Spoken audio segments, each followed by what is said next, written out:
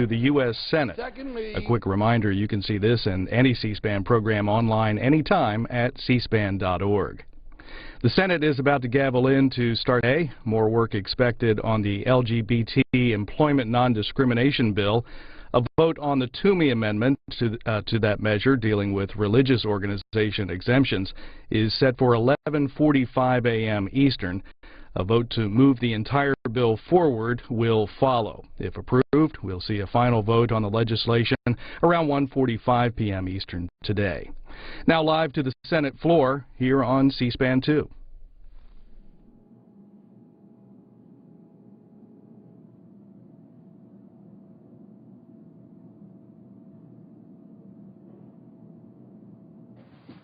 The Senate will come to order, and the Chaplain Retired Admiral Barry Black will lead the Senate in prayer. Let us pray. O God, our refuge and strength, give us reverence for your greatness. Guide our senators around the pitfalls of their work, enabling them to have hearts sustained by your peace. May they surrender their will to you as they trust you to direct their path. Lord, give them the wisdom to receive your reproof with the understanding that you chastise those whom you love for their good. Empower them to find freedom in being as true to duty as the needle to the pole. Make their lives productive for the glory of your name. Amen. Please join me in reciting the Pledge of Allegiance. I pledge allegiance to the flag of the United States of America and to the republic for which it stands, one nation, under God, indivisible, with liberty and justice for all.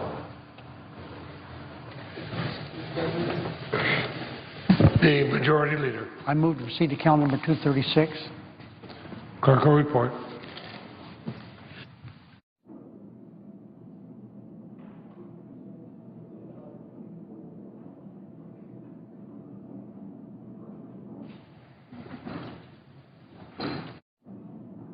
Motion to proceed to calendar number 236, H.R. 3204, an act to amend the Federal Food, Drug, and Cosmetic Act with respect to human drug compounding and drug supply chain security and for other purposes. Mr. President. The Republican Leader. Mr. President, I want to thank the Majority Leader for giving me an opportunity to speak first this morning due to a commitment I have off the Capitol. I want to start out this morning by saying a few words about a man who's earned the respect and admiration of countless Americans for his energy, courage, and faithfulness to a calling that he first received about 75 years ago on a late-night walk around the Temple Terrace golf course in Tampa. The son of a North Carolina dairy farmer, Billy Graham, turns 95 today.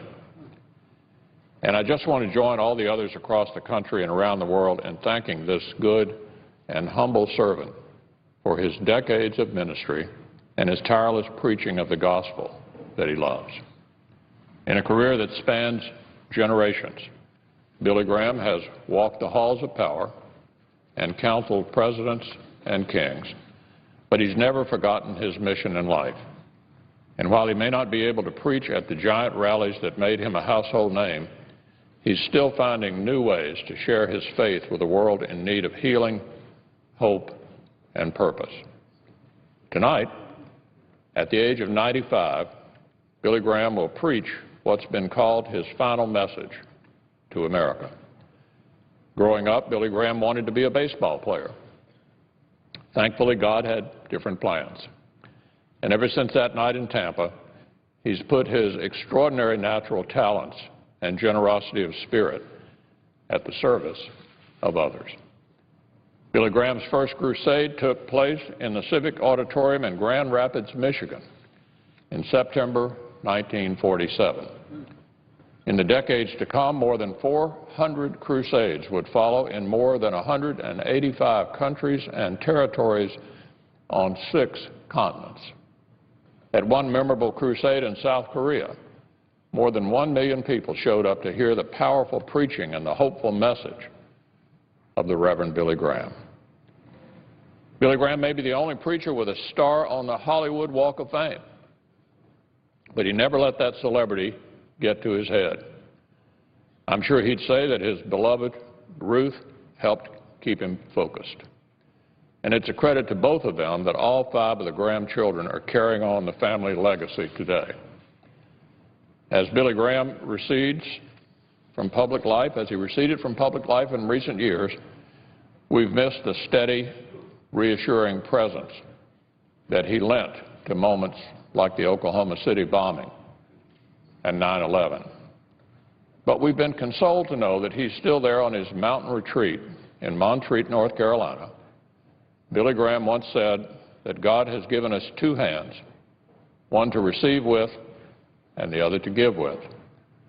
So today I join countless others in sending our own message of thanks to a man who's been called America's pastor, and to say how grateful, how very grateful we are for the life and witness of the Reverend Billy Graham.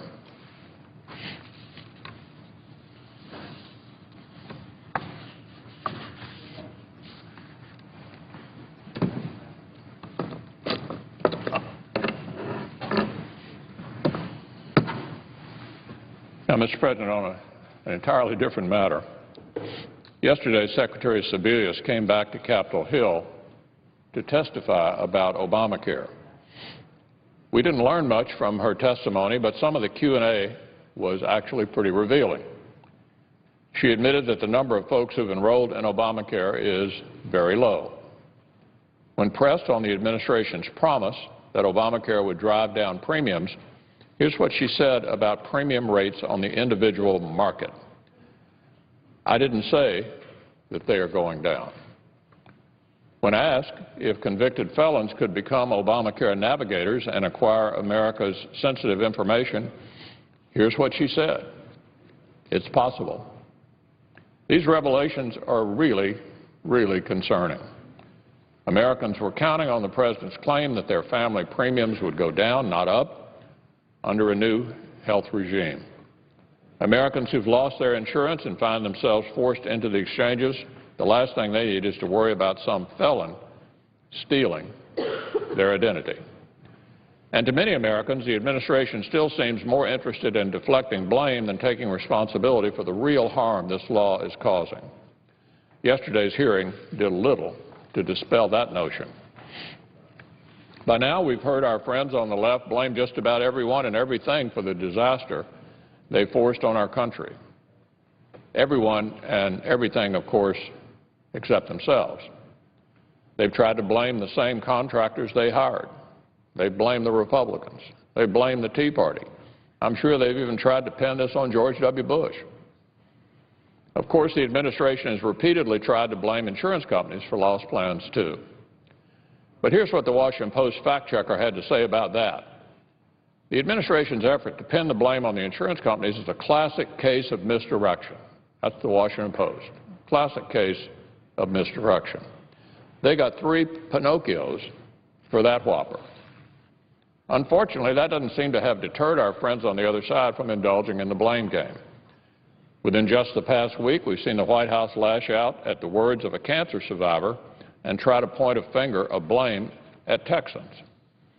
And a few days ago, get this one of the president's closest political allies attacked the very kind of folks who are now losing their health coverage under Obamacare. Free riders, he called them, free riders. You know the folks he's talking about. These aren't people who've done anything wrong. They're not freeloaders or free riders or anything else. They're our neighbors, our constituents, and they're not looking for handouts from the government. In fact, these are folks who went out and spent their own hard-earned money, not taxpayer money, to purchase the kind of health and protection that best suits their families. And for this, the President's allies attack them. Many just want the government to leave them alone. Many just want to be able to keep the plans they like instead of only the plans the President likes. They want to keep the plans that they like, not the ones the President, in effect, picks for them. Here's what a small business owner in North Carolina said after his premium shot up 400%. I just wish I could have my insurance back. That's what he said. I just wish I could have my insurance back. I just read about a constituent this morning who lost his insurance and is finding that policies on the exchange will be more than double his premium and increase his annual deductible. That's partly because as a 31-year-old single male, he'll now be required to buy a policy with features he doesn't need, such as pediatric dental care and maternity care. It doesn't make a whole lot of sense to me, he said. Another constituent from Caldwell County had this to say after learning of changes to her plan. My husband and I work hard, pay a lot of taxes, and ask for little from the government. Is it asking too much for the government to stay out of our health insurance? No, it's not asking too much. It's simply taking the President at his word for the promise he made over and over and over again. The promise that so many Democrats here in Washington made to their constituents, but that we now know is simply not true. I understand that the White House is in a tight spot here. They did a poor job preparing the country for this law. They wasted time making promises that simply couldn't pan out. And they chose to ignore the warnings from my party and experts across the country that these kind of things would indeed happen. Well, this is the result, and people are getting hurt. Premiums are rising. Taxes are going up for millions in the middle class. Folks are losing access to hospitals and doctors that they like. And at this point, more Americans have lost health coverage than have gained it.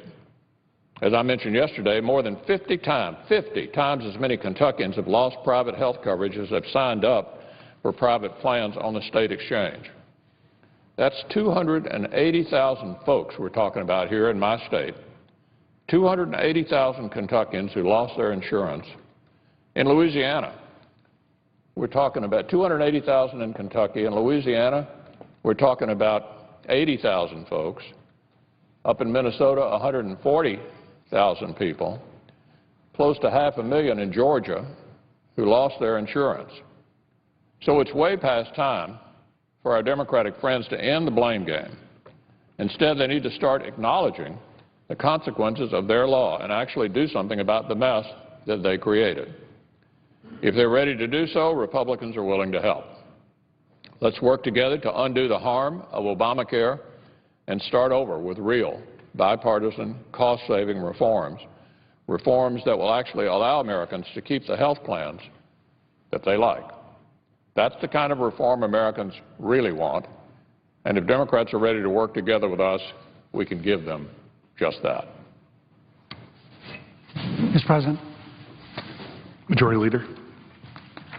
Following my remarks, the Senate will resume consideration of S-815, which is the Employment Non-Discrimination Act.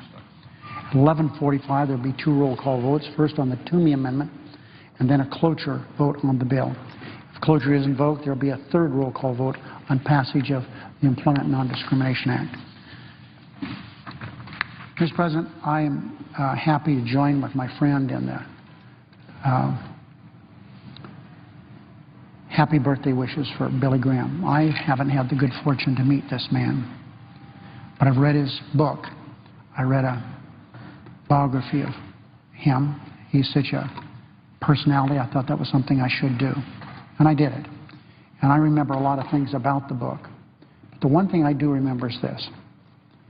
He's so scrupulous in making sure that there's never any question about his integrity, his moral integrity. You know, we've had a lot of problems with people who are out preaching and don't turn out to be so good.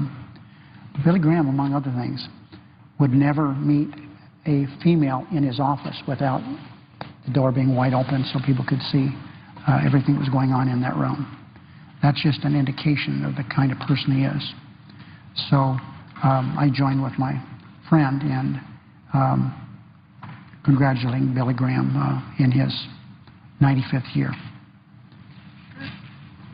Mr. President, the remarks of my friend, the Republican leader, kind of remind me of a joke that's not very funny, but it's a joke, but it makes the point here, I think. Prison setting. These people run out of material for jokes. They're there together all the time, and the same joke day after day. So they decided what they would do is they would list the best jokes, 1 to 50. And rather than tell the joke over and over again, they would just yell a number, and people would laugh. Well,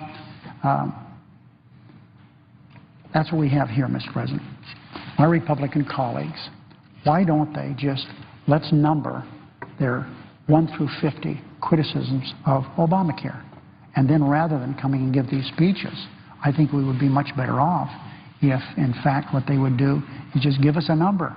And we would all, because we've heard these things so many times, we would immediately laugh because basically they're jokes too. So, Mr. President, it's too bad that the Republican leader and many of his Republican colleagues want to keep fighting an old fight. 4 years ago, we passed the health reform bill. 4 years ago. The President signed it, Supreme Court upheld it. It's the law of the land. Of course, we want to make it better. And certainly with what's gone on with the rollout of the website, we need to do that. But I wish our Republican colleagues would stop trying to scare people out of participating in this program. They would stop fighting last year's fights and move on and try to do business with the American people. We'd all be better off. We can look back at when we make big changes in legislation, Mr. President, and we have made some big changes over the years here in this body. Those matters dealing with health care, for example. I wasn't here with Medicare, but I remember how important it was because at the time that passed, I was the chairman of the Board of Trustees, an elected position in Nevada, of the most extensive, biggest hospital district in Nevada, lots of beds and lots of patients. So I remember the impact of Medicare, but we also know that it didn't become popular overnight. There were a lot of criticism about this. The most recent thing, not nearly as big as Obamacare or Medicare, but I was here when we passed, under the leadership of President Bush, number 2, the Medicare drug benefit. Now, a number of us didn't like that. We thought it didn't go far enough, should have been done differently, but it passed this body and became the law of the land. It was difficult to get that up and running. But, Mr. President, we did not come to the floor and say, get rid of this bill, because we believed, as imperfect as it was the beginning of building support for doing something about health care in America. So I wish that my Republican colleagues would do something constructive regarding health care.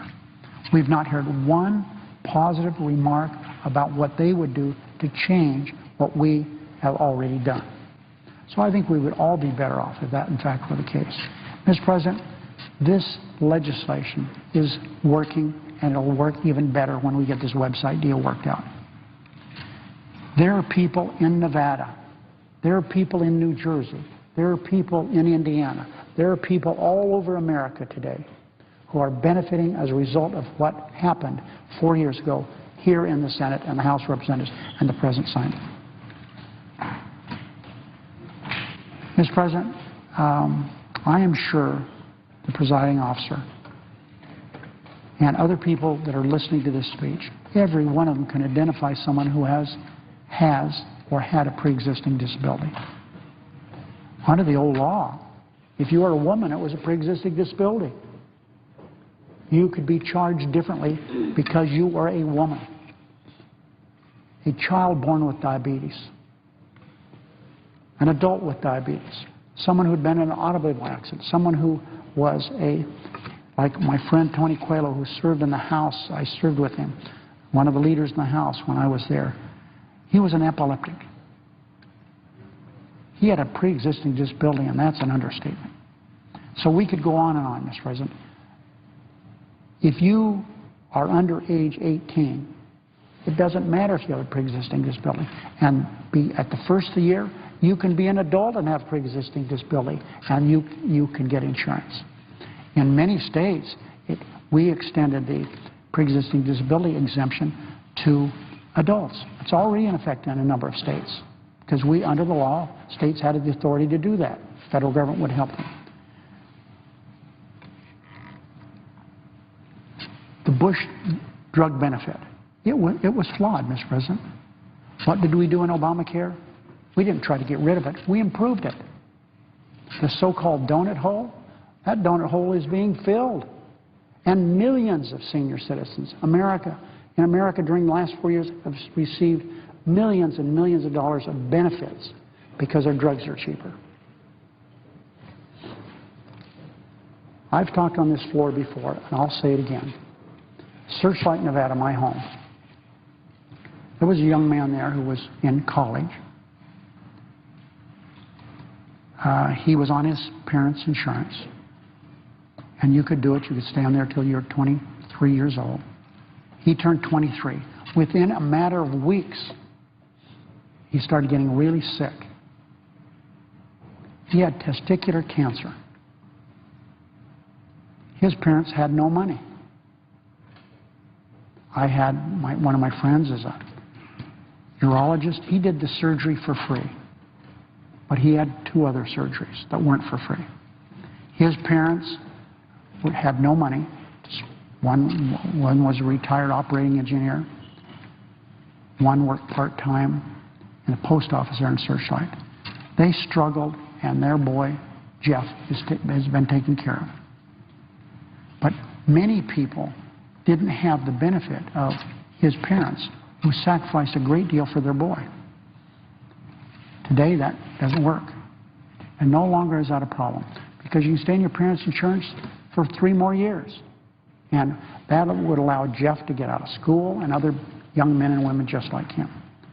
Obamacare is a wonderful piece of legislation for America. Let's make it better. Stop carping about this. Get over it. It's the law. It's a legacy of Barack Obama and always will be. So let's make it better. And stop the mischievous, unfortunate speeches out here every day about how bad it is. Talk about the good things in this bill and help us work to make it better. Now, Mr. President, this afternoon, the Senate will vote to advance the Employment Non-Discrimination Act. Legislation that would protect all Americans from workplace discrimination based on sexual orientation or gender identity. The vote on cloture on the bill will take place before lunch. And a vote on final passage will occur shortly after the caucus. And that, actually, we're going to start the vote before the caucus votes. Before the caucus adjourns. So we'll start voting at 1:45 this afternoon. I do hope and expect a bipartisan vote, a good one, to extend safeguards against workplace harassment and discrimination to every American. The time has come for Congress to pass a federal law that ensures all citizens, regardless of where they live, can go to work afraid to be who they are. Now, Mr. President, more than 80% of the American people feel that is already the law. They feel that is already the law. Well, it isn't already the law, but that's what they feel. So let's just do what American people think already exists. I appreciate very much Chairman Harkin, a devoted person for people who need help. If you want to watch C-SPAN and you see its closed caption, why is that?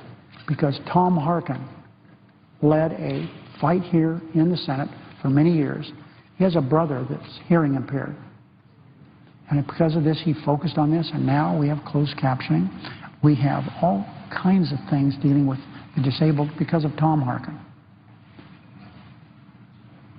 The Disabilities Act, so important for our country, is now the law. So I appreciate Chairman Harkin's work on this legislation. It's a shame for Iowa and the country that he's decided not to run for re-election. What a good man. But working also on this legislation is Jeff Merkley from Oregon. He has devoted huge amounts of time to this legislation. I admire and respect him so very, very much. So these two fine senators, I respect and appreciate their leadership. I hope Speaker Boehner will reconsider his decision not to bring this up for vote in the House of Representatives. Mr. President, this legislation would pass by a nice margin in the House if the Speaker would allow a vote on it. I can't understand what's going on in the House of Representatives. Legislation that the American people want is held up over there. The Farm Bill. The Farm Bill. Saving this country $23 billion. They won't bring it up. The American people want this. There are reforms in that legislation that Senator Stabenow and others have worked so hard on doing, putting in place for decades. It's in this bill. The House is holding this up. Immigration reform, Mr. President. America wants immigration reform. They're going to get it. It's just too bad that it's being fought every step of the way by my friend, this Speaker. Comprehensive immigration reform is something that's needed in this body. It's needed in the House. We've already done it here. It should be the law of the land. And they're so focused on debt reduction. Immigration reform saves $1 trillion of debt. Marketplace fairness. To allow little strip mall operators, small businesses, to have the same benefits that others have. It's unfair to this cement mortar places that exist, pay rent, to not be competitive with these people on the internet who pay no sales tax. House is holding that up. And now they're holding this up. That's just part of the legislation that people around America support that the House is holding up. So I hope you reconsider his position. I'll also file cloture today on the nomination of a highly qualified jurist to serve on the D.C. Circuit Court of Appeals. D.C. Circuit is often called the second highest court in the land. No one has debated that in any other way. It's so important. And it's no wonder why. Here's what D.C. Circuit Chief Judge Patricia Wald said of the court's caseload, quote, "The D.C. Circuit hears the most complex, time-consuming labyrinth disputes over regulations with the greatest impact on ordinary American lives." So it's unfortunate Republicans are filibustering another talented, dedicated public servant nominated to serve on this crucial court.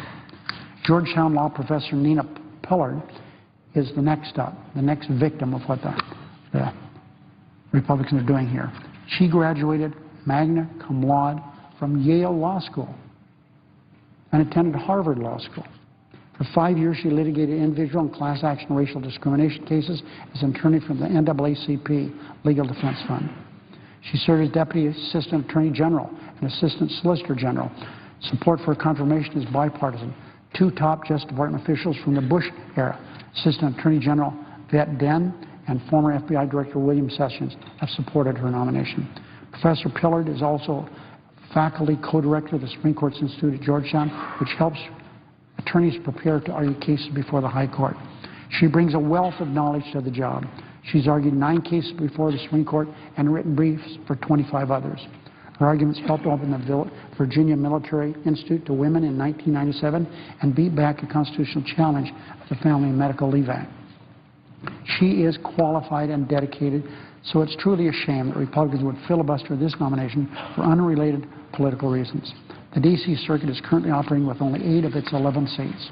And while Senate Republicans are blocking President Obama's nominees to this vital court, they're happy to confirm judges at the D.C. Circuit when President Reagan and Bush were in office, both Bushes. Republicans have already blocked 2 exceedingly qualified nominees to the D.C. Circuit, Caitlin Halligan and Patricia Millett. So I hope my Republican colleagues will not block another qualified nominee when we vote on cloture on this matter next week. This nominee deserves a fair confirmation process and a simple up or down vote.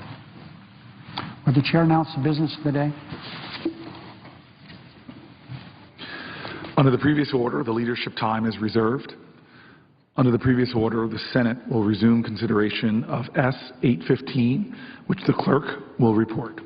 Calendar number 184, S815, a bill to prohibit employment discrimination on the basis of sexual orientation or gender identity.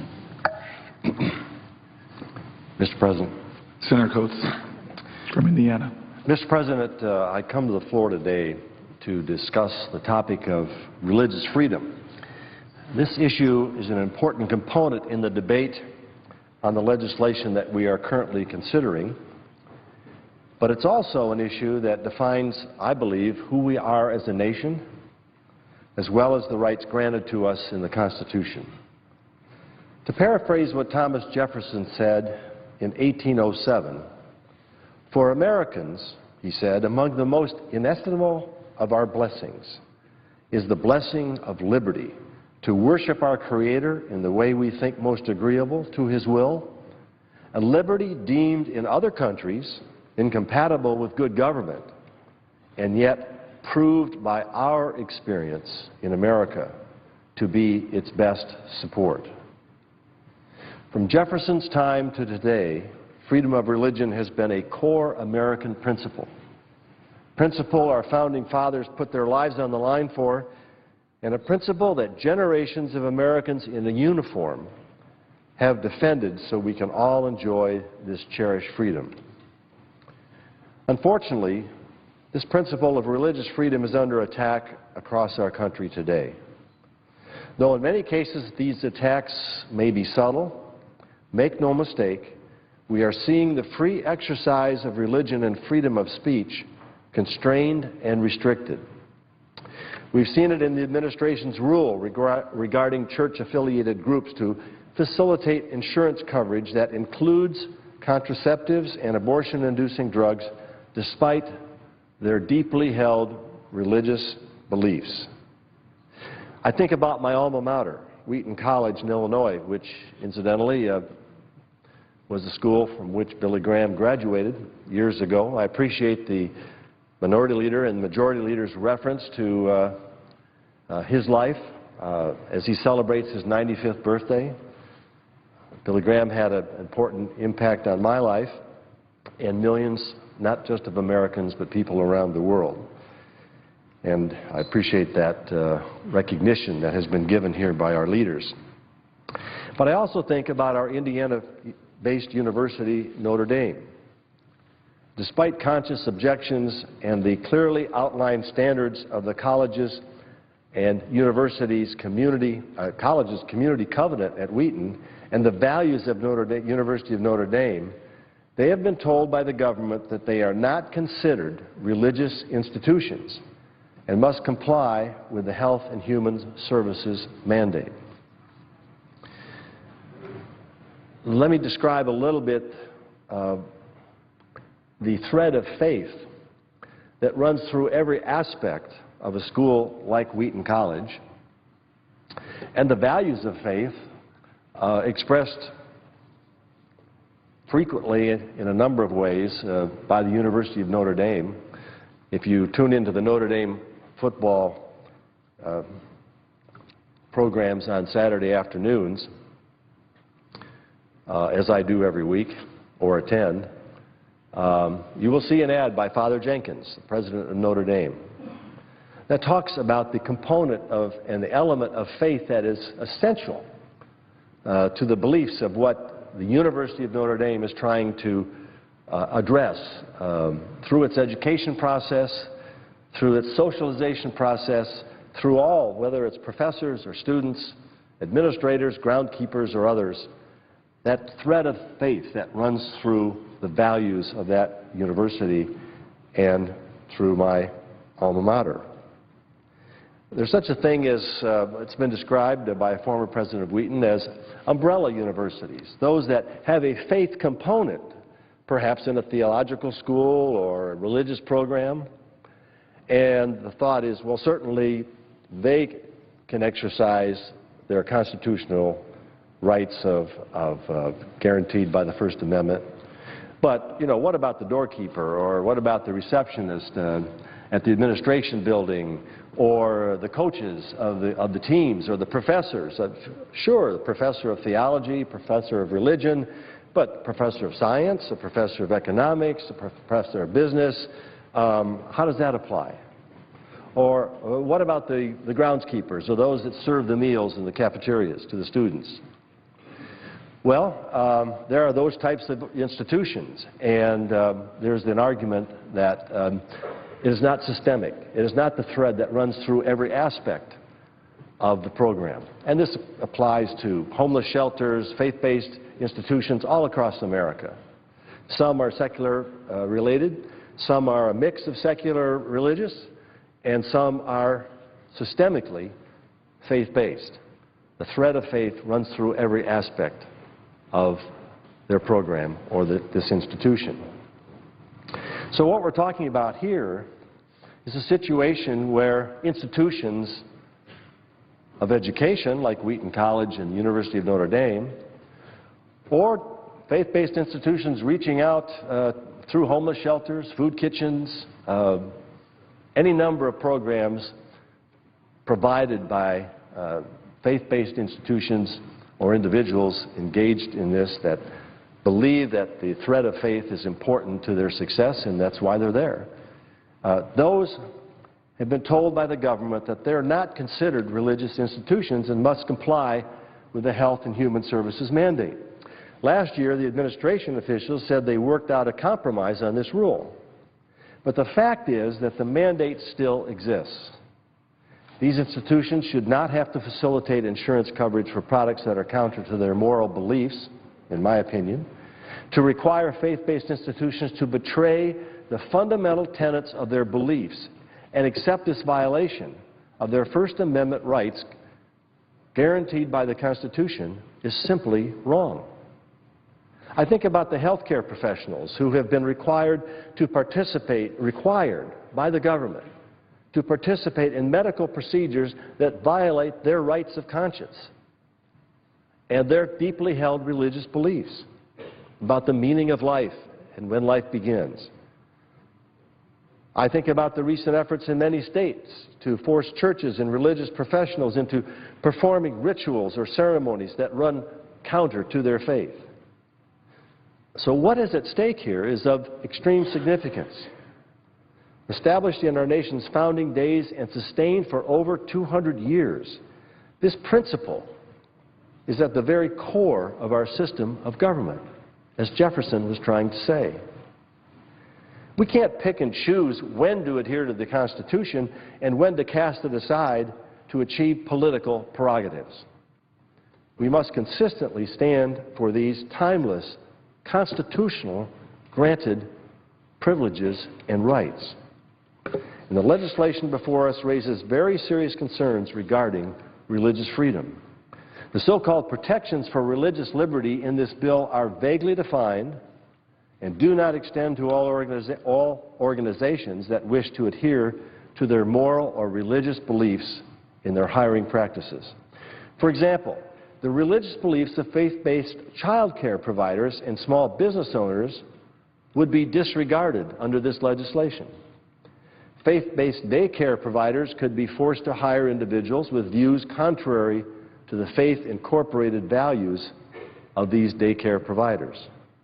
Do we really want to support policies that discriminate against an employer's religious beliefs and require employers to hire individuals who contradict their very most deeply held religious beliefs?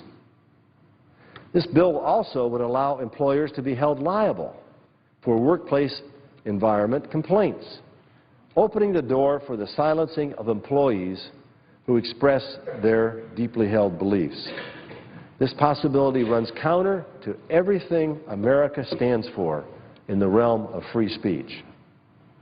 Now, I know there have been some efforts, including amendments offered by my colleagues, Senator Toomey from Pennsylvania and Senator Portman from Ohio, to clarify the existing religious protections in this bill. Some members believe that these amendments go too far. I frankly believe they don't go far enough.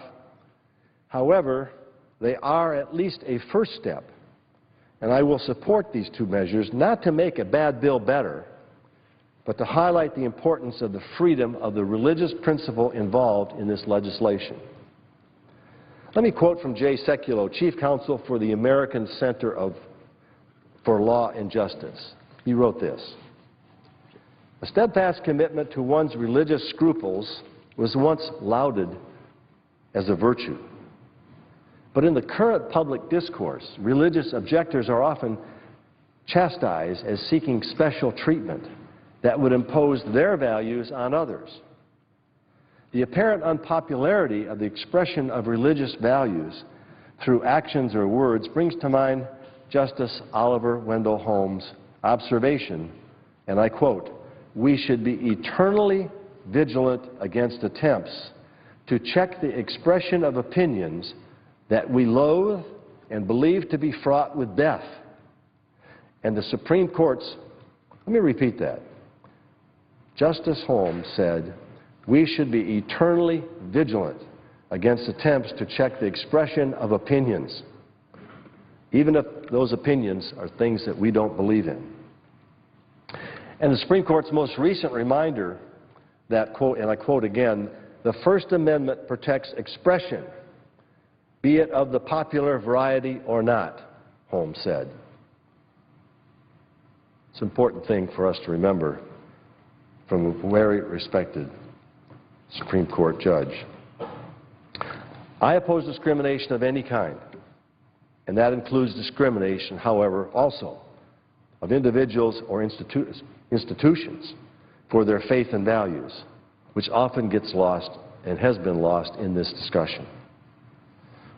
So there's two types of discrimination here that we're dealing with.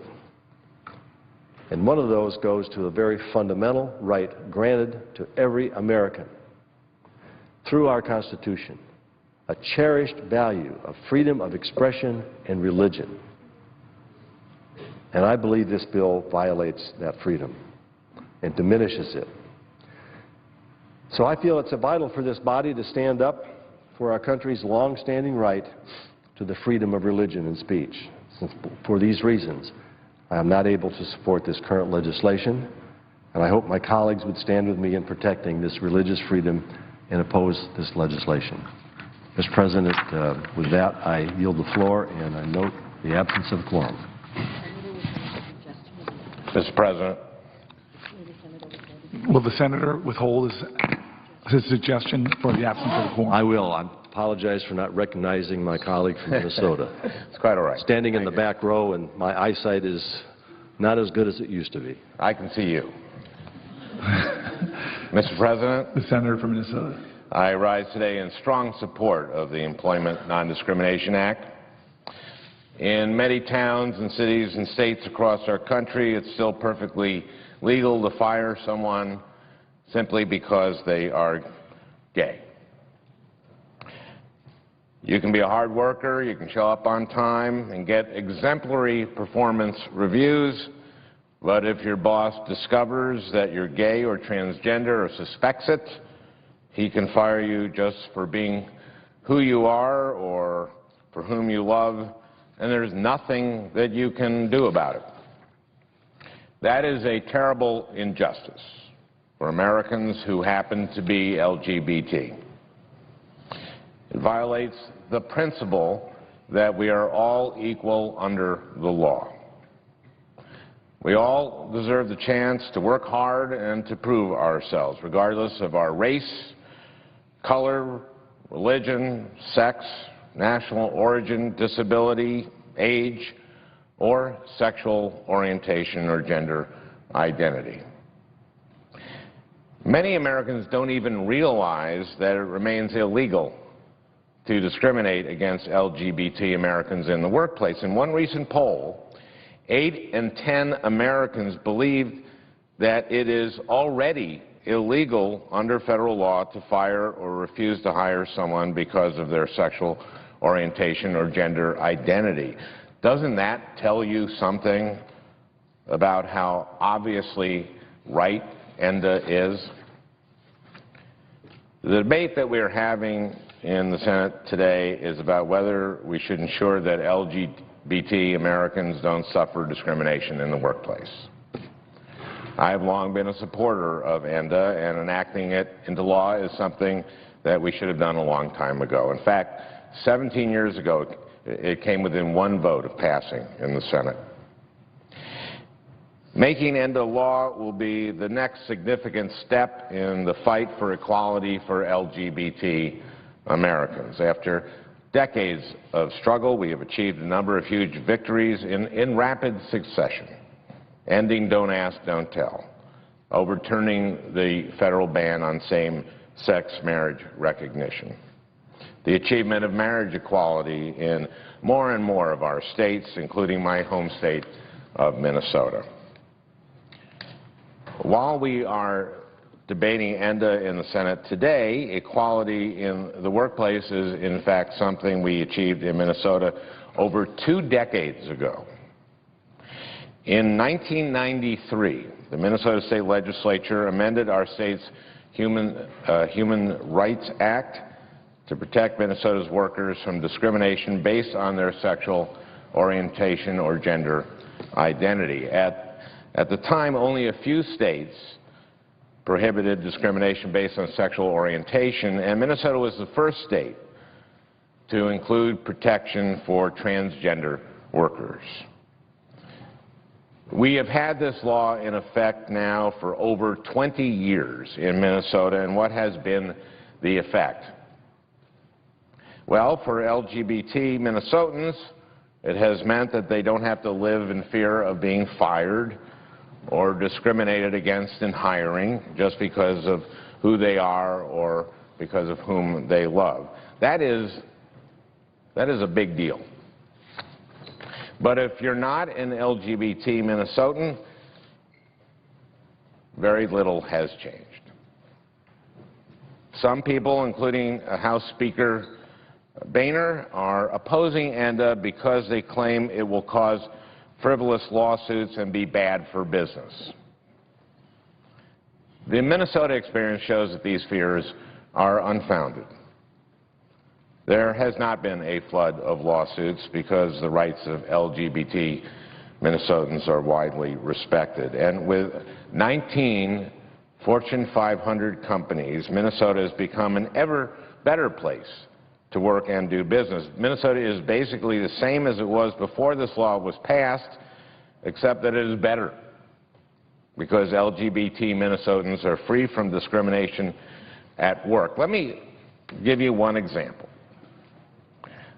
Last year, a vice president from General Mills, the Minnesota-based company that is one of the world's largest food companies and which currently employs 35,000 people and makes Cheerios, spoke at a Senate Health, Education, Labor, and Pension Committee hearing about General Mills' support for making sure that the same legal protections people have in Minnesota are extended to workers all across the United States. The General Mills vice president spoke about how the company's policy of inclusion has contributed to its innovation and growth. He said, and I quote, "Employees who are members of the GLBT community are incredible contributors to our enterprise. Absent their unique perspectives, talents, and gifts, we would be less competitive and successful. Simply said, talent matters. Now more than ever, American business needs to leverage the ingenuity of all sectors for our nation. Discriminatory barriers to top talent just don't make business sense," unquote. And there are many other large employers headquartered in Minnesota: Target, SuperValue, U.S. Bancorp, Xcel Energy, Medtronic, 3M, Cargill, Best Buy, and many, many others who have put in place company-wide policies against discrimination on the basis of gender identity and sexual orientation wherever their other factories or businesses or stores may be. Minnesota's small businesses have also reported on the positive effects of Minnesota's human rights law. For instance, Nancy Lyons is the owner of a small 70-person Minneapolis business that develops software. Nancy says that the protections and peace of mind that her employees get from not living in fear positively impacts every aspect of their lives, from their productivity at work to their family lives. It is long past time that LGBT employees around the country be guaranteed the same rights that they have had in Minnesota for 20 years. In Minnesota, our law has given LGBT Minnesotans peace of mind and freedom from discrimination at work and improved the overall climate in our state for those individuals, for families, and for businesses. I look forward to the Senate passing this bill, and I hope that the House will take it up and pass it as well. Thank you, Mr. President.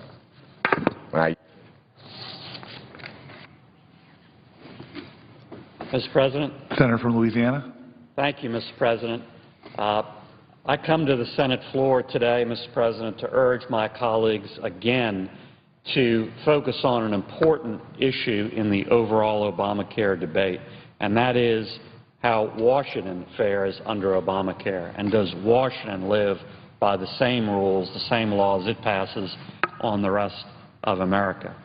You know, Mr. President, all across the country, as we see daily in news reports, Americans are struggling with real issues and real challenges created by Obamacare. And we need to fix those issues and those challenges. We need to get it right. But at the same time as that's going on in the real world, Washington, leaders here basically get an exemption, a carve-out, special treatment, a subsidy. And that is particularly egregious and particularly unfair when ordinary Americans suffer under these very real challenges.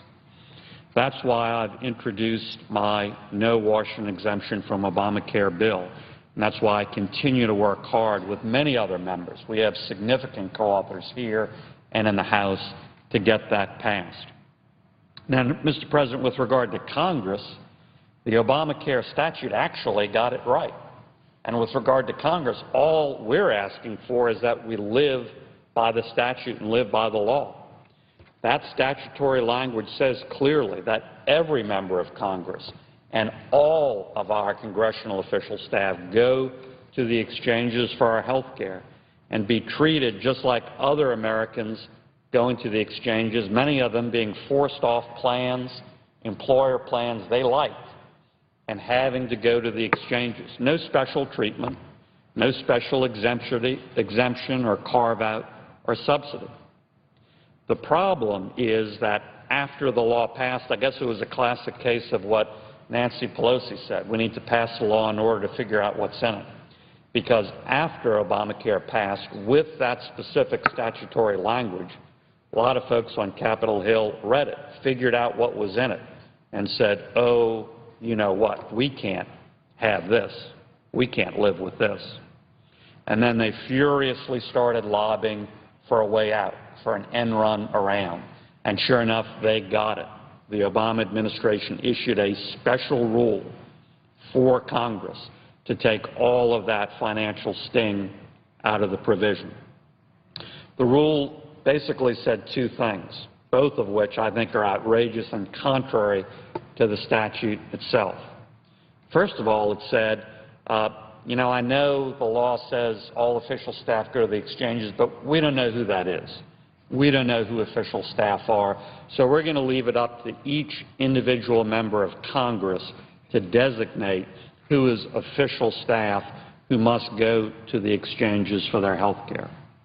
Well, Mr. President, I just think that is flat out ridiculous. The law, the statute clearly says all official congressional staff, and to create this opportunity for exemption where each individual member designates staff as official or not is silly. That designation, by the way, happened last week, and some members have actually said, none of my staff is official. I have no official staff for purposes of this section, so none of my staff go to the exchanges. That's outrageous.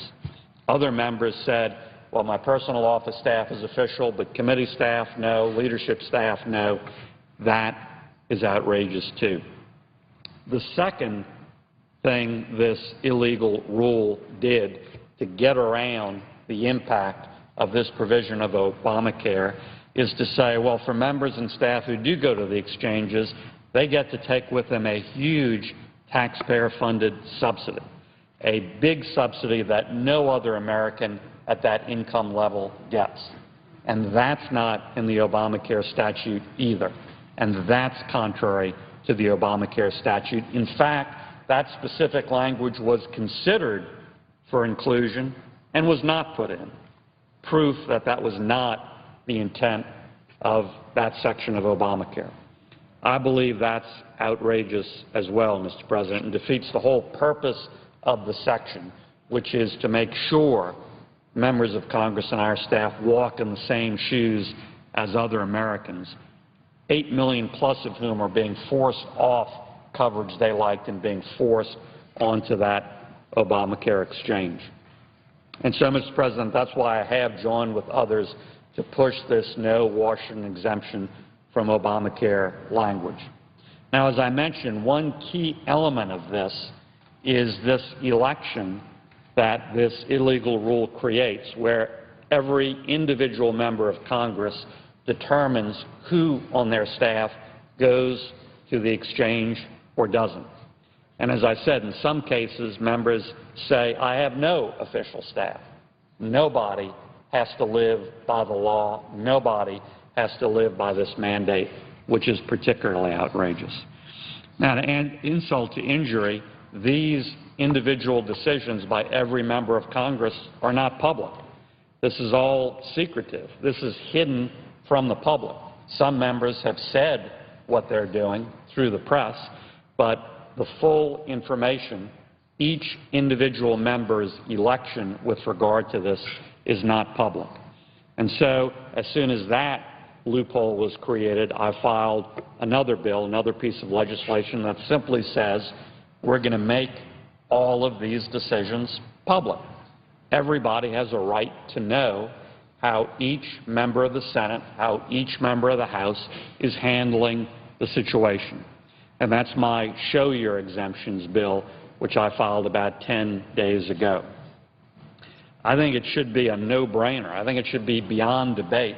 Whatever you think about the underlying issue, whatever you think about Obamacare, shouldn't this decision of each individual member be made public? Shouldn't the public have a right to know?